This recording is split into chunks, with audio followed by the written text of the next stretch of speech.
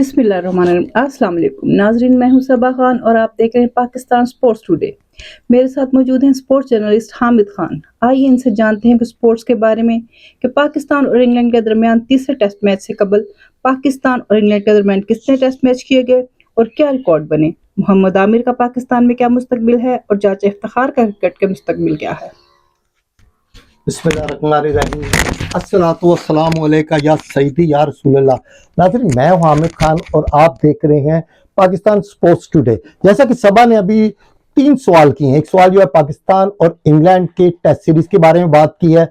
आज हम उस मौजूदा टेस्ट सीरीज पे भी मुख्तसर तौर पे बात करेंगे और जो गुज़िश्ता पाकिस्तान और इंग्लैंड के दरमियान टेस्ट मैच खेले गए हैं उनकी क्या पोजीशन थी, कितने पाकिस्तान ने जीते, कितने हारे हैं। इसके अलावा मोहम्मद आमिर का पाकिस्तान में अब क्रिकेट में क्या मुस्तकबिल है और इफ्तिखार चाचा भी पर तोल रहे हैं और कोशिश कर रहे हैं पाकिस्तान क्रिकेट में दोबारा अपनी कोई जगह बनाने की। तो पहले बात करते हैं पाकिस्तान और इंग्लैंड की सीरीज जो मौजूदा हो रही है। इस पर देखते हैं कि पहला टेस्ट जो है वो इंग्लैंड ने जीता था, दूसरा पाकिस्तान ने, और आज तीसरा मैच जो खेला जा रहा है रावलपिंडी में। आज पाकिस्तान के बॉलर नुमान और साजिद ने बहुत अच्छी बॉलिंग की और 7 खिलाड़ी जो उनके 200 रन पर आउट कर दिए थे। यकीनन उम्मीद है कि पाकिस्तान ये टेस्ट जीतकर सीरीज जो है वो अपने नाम कर लेगा। इससे पहले चूंकि पाकिस्तान और इंग्लैंड के दरमियान जो 91 मैचेस खेले गए हैं, जो 91 टेस्ट मैच खेले गए थे, जिनमें से 30 इंग्लैंड ने जीते थे और 22 टेस्ट जो है वो पाकिस्तान ने जीते थे। उसकी ये देखते हुए हम देखते हैं कि इंग्लैंड का ट्रैक रिकॉर्ड पाकिस्तान की निस्बत अच्छा है।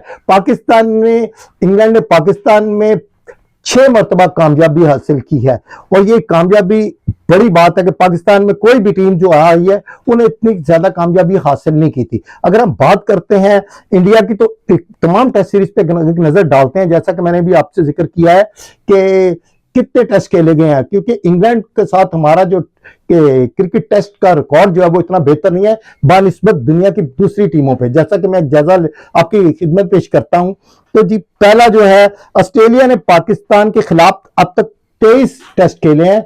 7 पाकिस्तान ने जीते हैं, 4 ऑस्ट्रेलिया ने जीते हैं। साउथ अफ्रीका ने 9 टेस्ट खेले हैं, 3 पाकिस्तान ने जीते हैं, 2 साउथ अफ्रीका ने जीते हैं। न्यूजीलैंड ने 23 खेले हैं, 13 पाकिस्तान ने जीते हैं, 2 मैच हारे हैं। वेस्ट इंडीज ने 21 टेस्ट खेले हैं, 9 पाकिस्तान ने जीते, 4 हारे हैं। इंडिया ने 26, जो कि हमारा रवायती हरीफ है, हमारे और इंडिया के दरमियान 26 टेस्ट मैच खेले गए थे, जिनमें से 7 पाकिस्तान ने जीते हैं और 2 पाकिस्तान ने टेस्ट हारे हैं। जबकि इसकी निस्बत अगर हम देखते हैं तो इंग्लैंड ने और पाकिस्तान को 30 टेस्ट मैचेस में हराया है और पाकिस्तान ने 22 मरतबा कामयाबी हासिल की है। ये देखते हुए हम कह सकते हैं कि इंग्लैंड है उसकी पोजीशन बहुत बेहतर है। और आज के टेस्ट के हवाले में अभी कुछ कहना कबल अज़ वक्त होगा, क्योंकि हम देखते हैं कि क्रिकेट के बारे में कोई पेशेंगोई नहीं की जा सकती। कोई दिन किसी बॉलर का होता है वो 6 आउट कर जाता है, किसी दिन बैट्समैन का होता है और वो अच्छी स्कोर करके अपनी टीम को बेहतरीन पोजीशन पे ले आता है।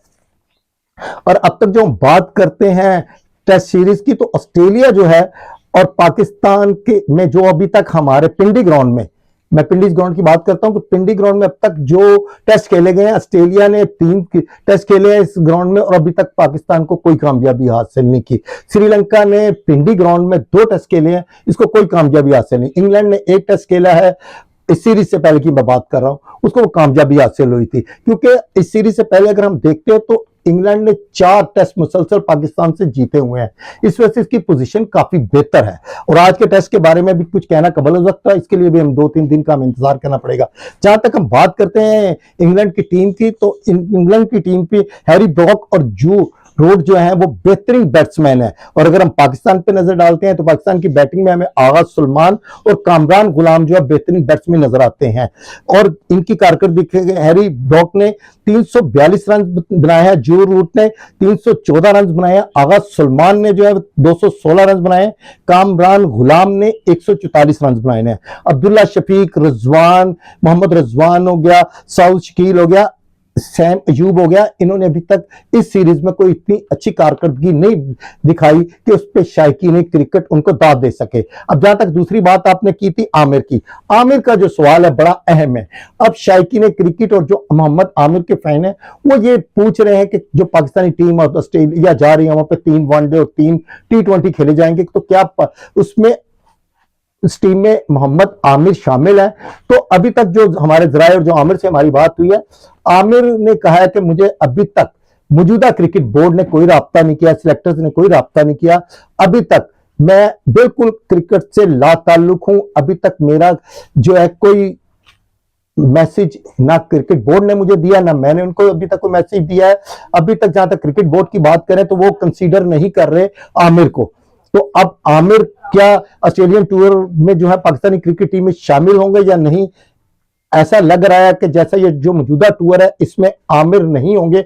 अलबत्ता हसनैन जो कि पहले भी खेलते रहे काफी, उससे बाद अब उन्होंने चैंपियंस जो कप हुआ पाकिस्तान में उन्होंने बेहतरीन परफॉर्मेंस दिखाई है, तो अब शहीन शाह अफरीदी, नसीम हारिस के साथ जो है अब वो जो बॉलर होंगे वो होंगे मोहम्मद हसनैन जो शामिल हो रहे हैं। आमिर के मुतालिक ये कहा जा रहा है कि अभी तक उनका जो है पाकिस्तान क्रिकेट में कोई जगह नहीं बन रही।